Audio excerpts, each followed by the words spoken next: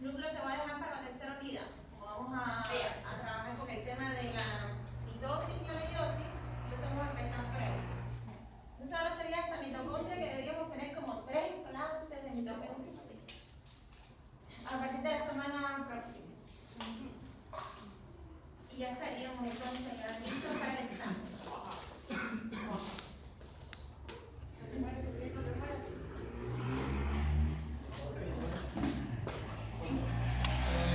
Hoy continuaremos con el tema de los organelos membranosos y en la clase pasada estuvimos hablando del retículo endoplasmático rugoso y hoy nos corresponde hablar del retículo endoplasmático liso. Como ustedes pueden ver en las imágenes, el retículo endoplasmático liso es una red de tubos membranosos ahuecados, interconectados, ¿verdad? Interconectados y no presentan ribosomas adheridos en su superficie en comparación con el retículo endoplasmático rugoso. ¿Ven? Son estos tubos que ustedes ven acá. Como ustedes pueden ver, la membrana del retículo endoplasmático liso es continua con la membrana del retículo endoplasmático rugoso, sin embargo, tienen funciones distintas, ¿verdad? Porque el retículo endoplasmático rugoso, sobre todo, tiene que ver con la síntesis de proteínas. Mientras que el retículo endoplasmático liso, vamos a ver que entre sus funciones está la síntesis de lípidos. Y debajo ven una microfotografía electrónica donde pueden ver la superficie del retículo endoplasmático liso. Como ustedes pueden ver, les repito, no tiene ribosomas adheridos en su superficie. ¿Cuánto metro tiene, profe? ¿Cuánto metro tiene? No sé. Ahí te lo dejo. No sé cuántos metros tiene.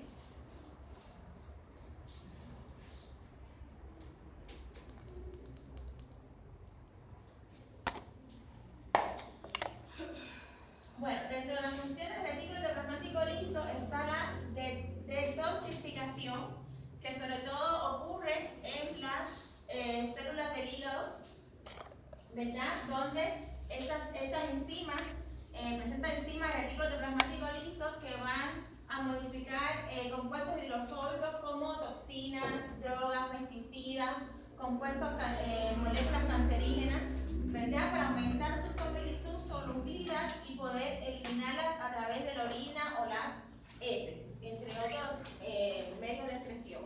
También va a participar en la síntesis de lípidos como los fosfolípidos, los triglicéridos, ¿verdad? Importante para las membranas celulares, como todos sabemos. Y también participa en la movilización de la glucosa. También en las células del hígado va a degradar el glucógeno, ¿verdad? Para liberar glucosa en la sangre y regular así los niveles de glicemia. Y también tiene una gran importancia en el almacenamiento y liberación del calcio para la contracción muscular. Muy importante. Ya que se va a especializar, el retículo endoplasmático se va a especializar en el músculo y se va a denominar retículo sarcoplasmático. Eso ya lo veremos en el transcurso de la clase. Bueno, vamos a empezar por la primera función del retículo endoplasmático liso. ¿Qué significa detoxificación? Significa la inactivación de agentes nocivos hidrofóbicos como drogas, hormonas, esteroides, tanto endógenas como exógenas, pesticidas y agentes carcinógenos, ¿sí? Estos compuestos son liposolubles, por lo que pueden atravesar fácilmente la membrana y por lo tanto tienen que sufrir modificaciones volviéndolas más solubles para poder eliminarse, les repito. Esto ocurre en dos fases.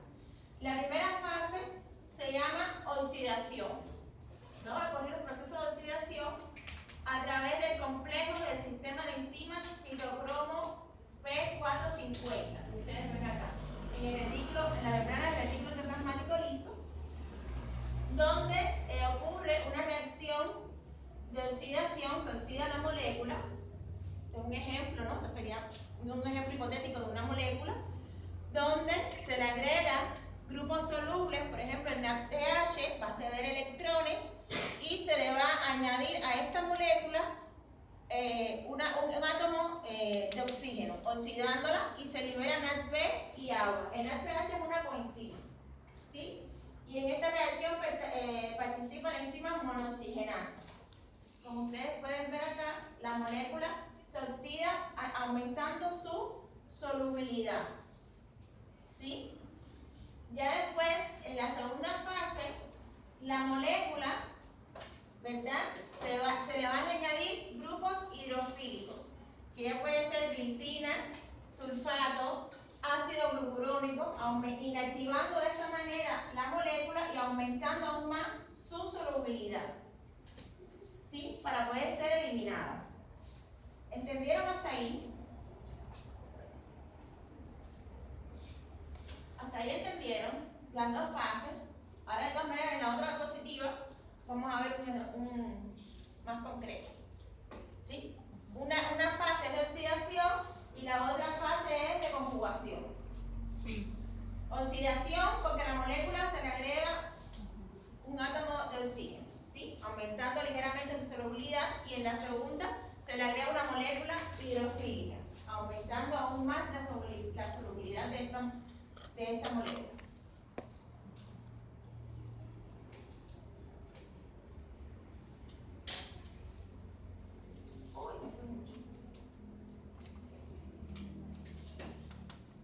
Aquí vemos un esquema,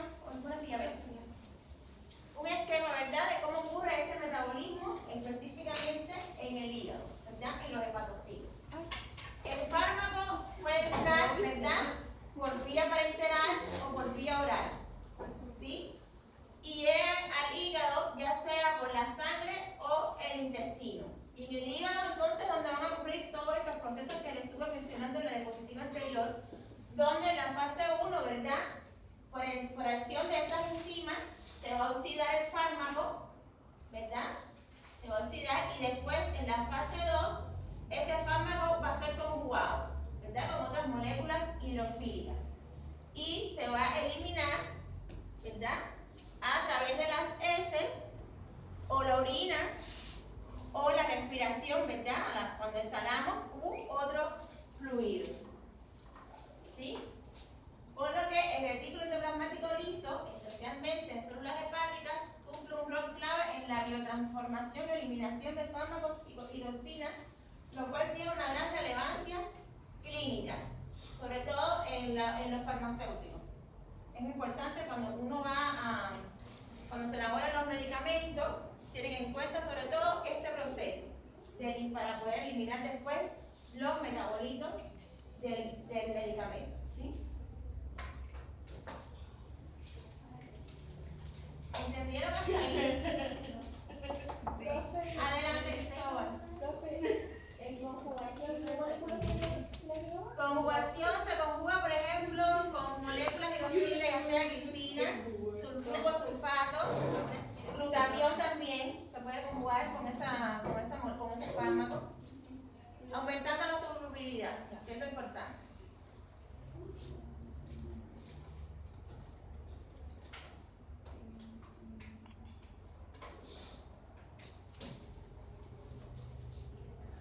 Es decir, estos compuestos pasan de ser hidrofóbicos a ser hidrofílicos, ¿verdad?, para poder ser eliminados.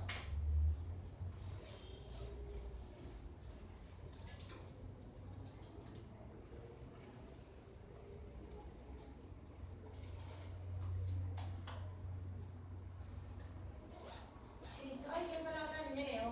Berta.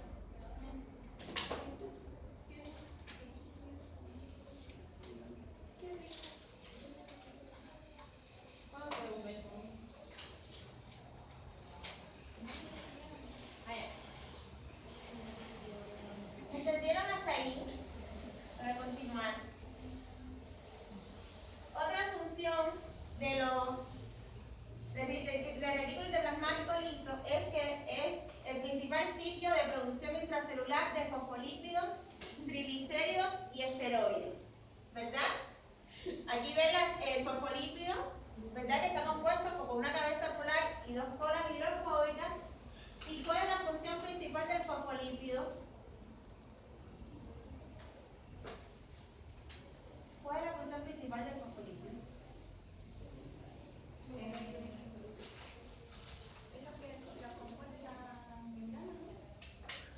¿Para formar qué? ¿Qué forma el fosfolípido? La bicapa lipídica en las membranas. Eso es sangre. La bicapa lipídica en las membranas, ¿verdad? Y los triglicéridos, ¿cuál es la función principal en el organismo de los triglicéridos?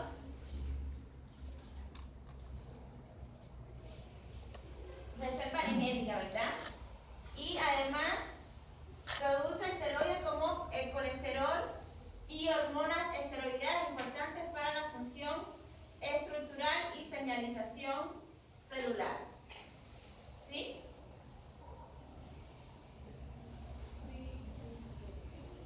Estos lípidos que sintetiza el retículo endoplasmático liso también pueden ir hacia otros sistemas de endomembrana. Ustedes deben saber.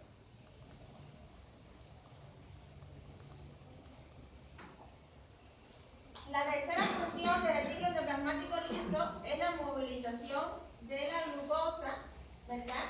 A través de un proceso que se llama glucogenólisis, que ocurre fundamentalmente en el hígado, ¿verdad?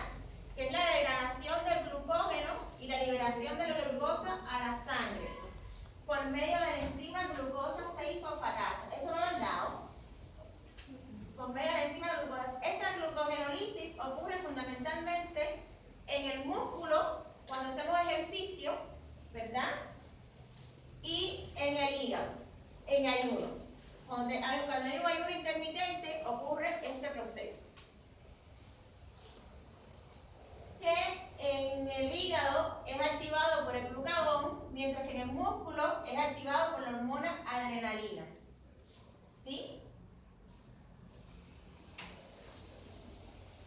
¿Y cómo ocurre este proceso de glucogenólisis? Es decir, el glucógeno que está almacenado, que ustedes ven acá, que está formado por cadenas ramificadas, parece una ramita, por cadenas ramificadas de glucosa, es degradado por la glucógeno fosforilasa. Es una enzima, por el nombre, ¿verdad? Es una enzima que va a degradar ese glucógeno almacenado a glucosa 1-fosfato. ¿Sí? Mientras que la enzima de ramificante es capaz de degradar ese glucógeno dando lugar a glucosa libre. Pero ese glucógeno 1-fosfato, que ustedes ven acá, por acción de la fosfoglucomutasa, sufre un cambio de conformación y se ubica acá en la posición 6, denominándose entonces glucosa 6-fosfato. ¿Sí? Y por acción de esta glucosa 6-fosfatasa se va a liberar entonces la glucosa al torrente sanguíneo. ¿Sí? Para dar energía sobre todo al cerebro en condiciones de ayuno. ¿Entendieron? ¿Qué no entendieron? Eso de que me explicó abajo de la fosfoglucomutasa. La glucógeno fosforilasa va a degradar el glucógeno dando lugar a la glucosa 1-fosfato, ¿verdad? Esa glucosa 1-fosfato, por la acción de la fosfoglucomutasa, va a dar lugar a la glucosa 6-fosfato. Se ubica ahora, en vez de ponerse en el carbono 1, ahora está en el carbono 6. Y después por la acción de la glucosa 6-fosfatasa que se encuentra en el hígado, ¿verdad? Va a liberar este grupo y va a liberar entonces la glucosa al torrente sanguíneo. ¿Sí? Para dar energía sobre todo al cerebro. ¿Sí? Yo le digo que esto ocurre en condiciones de ayuno o en el músculo durante el ejercicio o en condiciones también de estrés. También se puede producir este fenómeno. ¿Entendieron? ¿Quién no entendió?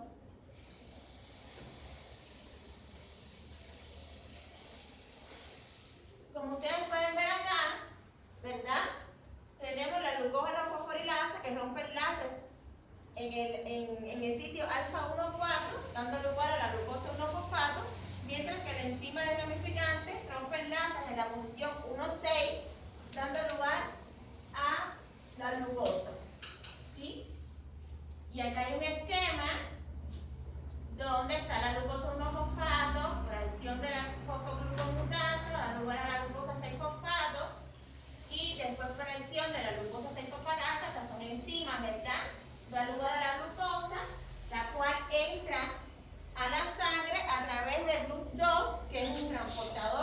glucosa. ¿Sí? Por lo que estas moléculas de glucosa, como bien dice ahí, ayudan a mantener los niveles de glicemia adecuados en la sangre. Hola, buenos días. ¿Entendieron? Profe, dijo que el del hígado lo activaba ¿cuál? Glucagón. El hígado es el glucagón, es la hormona. Glucagón se llama.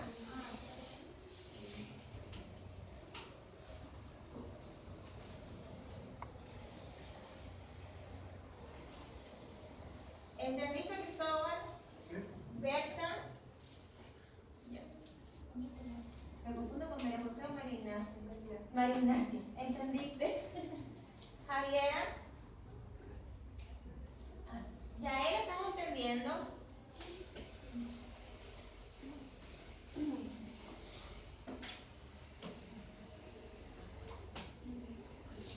Y como ustedes ven acá, ¿verdad? Esto ocurre sobre todo en ayuno temprano. Cuando ustedes ayunan, se pasan horas sin comer, está ocurriendo este proceso. Para que no se desmayen.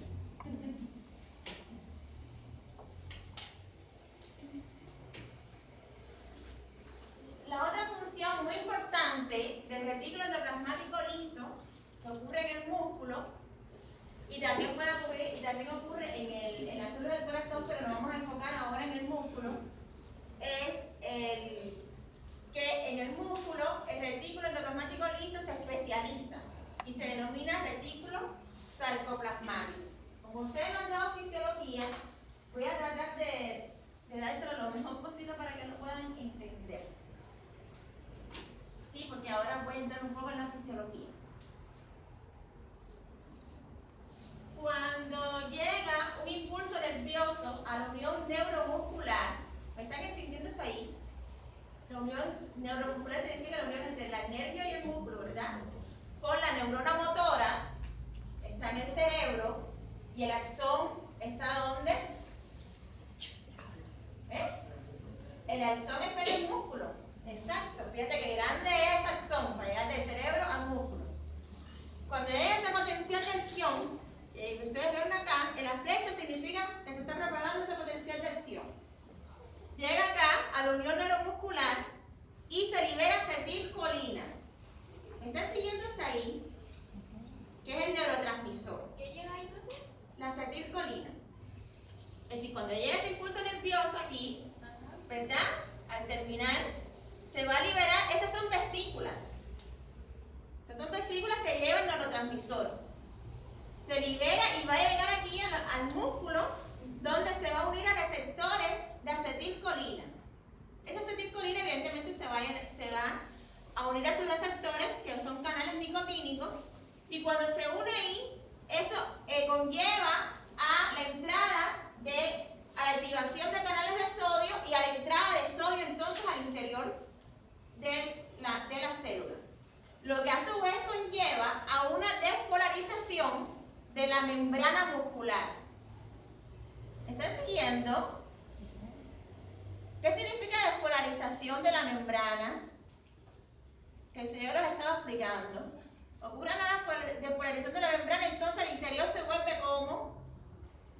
¿Cómo sería el interior de la membrana en cargas? No, positivo. El interior se vuelve positivo. Usted hay una potencial tensión, está despolarizando. ¿Entienden? ¿No me siguen?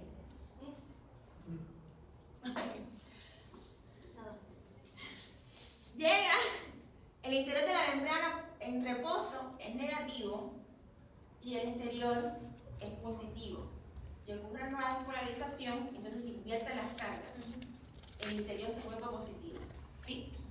Entonces, entre iones de sodio, hasta ahí me siguieron, entre iones de sodio, ocurriendo entonces una onda entonces de despolarización que se propaga por todo el músculo, por toda la membrana muscular, hasta llegar aquí, hasta los túbulos T.